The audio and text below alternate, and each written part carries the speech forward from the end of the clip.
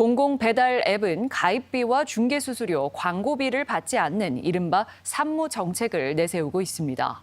소상공인의 부담을 덜기 위해 도입됐지만 시초격인 군산시 공공배달 앱은 최근 실적 부진으로 존폐 기로에 놓여 있기도 한데요. 후발주자인 전주시의 공공배달 앱 사정도 녹록지 않아 보입니다. 조수영 기자가 취재했습니다. 전주 시내 한 음식점입니다. 전주시가 개발한 공공배달 앱 전주 맛배달 가맹점이지만 지난달 맛배달을 통해 접수한 주문은 단 6건에 불과합니다. 가입비도 없고 중개 수수료도 없고 광고도 없잖아요. 그런데도 왜 이렇게 안 들어올까요? 일단 맛배달 자체를 사용 안 하시는 분들이 많아요. 이미 배달에 배민으로 익숙해지신 분들이 많아서. 올해 상반기 전주 지역 1,600여 개 가맹점들이 전주 맛배달을 통해 올린 매출은 7억여 원, 월 평균 1억 원 수준입니다. 운영 초기인 3년 전 월 평균 매출액이 4억 원을 웃돌았던 것과 비교하면 4분의 1 토막이 났고 해를 거듭해도 반등 기미가 없습니다. 전주시 공공배달 앱을 통한 월 평균 주문 건수도 올 들어 감소세를 보이고 있습니다. 민간 배달 앱과 비교해 소비자 혜택이 딱히 크지 않다는 점이 주요 원인으로 꼽힙니다. 전주 맛배달 가맹점 대부분은 최소 1,000원에서 거리에 따라 많게는 10,000원에 가까운 배달비를 책정하고 있습니다. 이 때문에 무료 배달을 앞세운 민간 배달 앱으로 주문하는 것보다 최종 결제 금액이 더 비싸지는 경우도 적지 않습니다.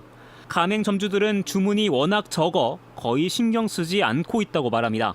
아니 한 달에 한 개, 두 달에 한 개 주문인데 뭐 이거 신경 써야 되냐라고 직접적으로 말하시는 분들도 있을 거예요.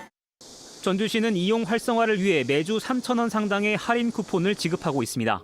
하지만 예산상 제약으로 효과는 제한적이고 배달비를 지원할 여력도 없다는 설명입니다. 배달료를 별도로 지원할 수 있는 현재 그 시스템은 못 갖춰져 있습니다. 최소한의 비용으로 진일보된 결과를 좀 얻으려고 다방면으로 노력은 하고 있습니다. 전주시가 지난 2021년부터 전주 맛배달 앱 개발과 운영 등에 투입한 예산은 27억 원이 넘습니다. 이거를 계속 이어나가야 할지 아니면은 이제 조금 좀 존폐 위기까지 왔으니 다시 논의를 해봐야 할지 좀 이런 중요한 시점이지 않을까. 군산시의 공공배달앱도 존폐 기로에 선 가운데 공공배달앱의 존립을 위해 경쟁력을 어떻게 확보할지가 과제로 남았습니다. MBC 뉴스 조수영입니다. 군산시의 공공배달앱 배달의 명수가 민선국이 출범을 앞두고 시험대에 올랐습니다. 여러 지자체가 벤치마킹을 할 정도로 도입 초기에 커다란 반향을 일으켰지만 투입 예산이 크게 늘고 효과는 반감되는 악순환이 계속되자 신임 시장직 인수 TF팀이 정책 재검토에 나선 건데 이 지자체 공공배달앱 정책의 시초격인 만큼 반향이 예상됩니다. 허연우 기자입니다. 지난 2020년 전국 최초로 개발된 공공배달앱인 군산시의 배달의 명수. 수수료 부담이 큰 민간 배달앱의 대항마로 반향을 일으키면서 이재명 당시 경기지사가 군산을 찾는 등 타 지자체의 벤치마킹도 이어졌습니다. 하지만 1,500개 안팎 가맹점의 지난해 매출은 52억 원 수준으로 2021년 대비 42% 급감했는데 한 업소당 매출 비중은 월 평균 50만 원 안팎에 불과할 정도로 위상이 추락했습니다. 하루에 거의 한 120개 정도 이상이 배달이 나가는데 그럼 하루에 2건이면 뭐 2%도 안 되겠죠. 이쪽으로 많이 들어왔으면 했는데 그러지 못한 거에 대해서 좀 너무 아쉽죠, 솔직히. 군산시장직 인수 TF팀은 최근 공공배달앱에 예산을 투입하는 대신 소상공인에 직접 지원하는 방안에 대해 검토에 의견을 달라고 군산시에 요청한 것으로 확인됐습니다.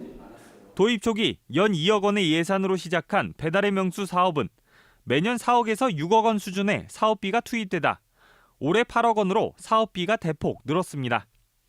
지역 화폐와 연동해 최대 15%의 혜택을 줘도 민간 앱과의 할인 경쟁에서 밀리다 보니 쿠폰이나 이벤트를 위한 홍보 비용만 불어나고 있는 꼴입니다.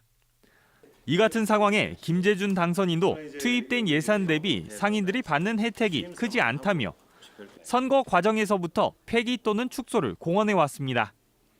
이에 군산시는 예산을 직접 지원한다 해도 업소당 혜택이 크지 않은 데다 매출이 반등하고 있다며 정책 유지 쪽으로 의견을 낸 것으로 전해졌습니다. 피해는 하고 있고 좀 상향될 부분이 있어서 당장 뭐 우리가 어떻게 할 수 있는 부분은 없다. 조금 더 커넥트나 이런 걸 좀 넣어가지고 발전하는 방향으로 가면 어떻겠냐.